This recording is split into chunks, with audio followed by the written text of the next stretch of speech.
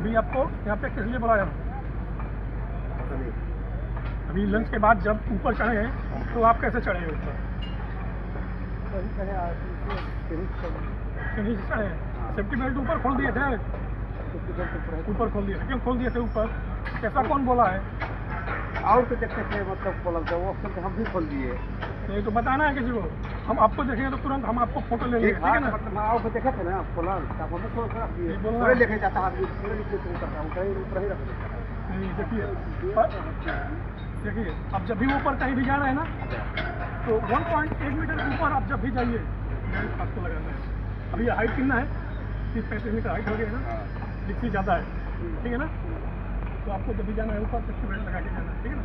कहते हैं ऊपर खोल के आ जाना है, बेल्ट के साथ नीचे आना है, फिर नीचे से जब ऊपर जाना है तो बेल्ट पहन के जाना है, ठीक है ना? अगर मान लीजिए ऊपर से आदमी गिरेगा तो क्या होगा उसका?